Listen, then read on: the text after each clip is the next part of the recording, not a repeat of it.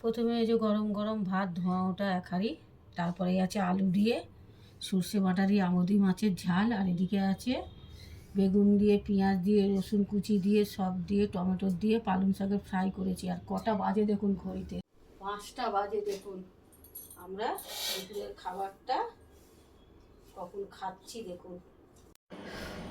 তো দেখলেন তো বন্ধুরা, কত বেলায় ভাত নামালাম, পুরো 5টা বাজে বিকেল। আর এই সবে খেয়ে উঠলাম, একটু দরকারে বেরিয়েছিলাম, কিন্তু কাজটা হলো না। অনেক ছোটাছুটি করছি অনেক দিন ধরে, কিন্তু হচ্ছে না, জানি না কেন।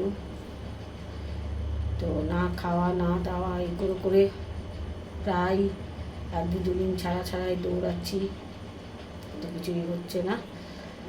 তো এই 5টার সময় তরকারি দুটো করে রেখে গেছিলাম, ভাতটা এসে করে এই খেলাম, সবে খেয়ে উঠলাম। তাই লাঞ্চ ভিডিওটা আপনাদের সাথে শেয়ার করলাম। টাটা বন্ধুরা, ভিডিওটা একটু দেখবে, সাপোর্ট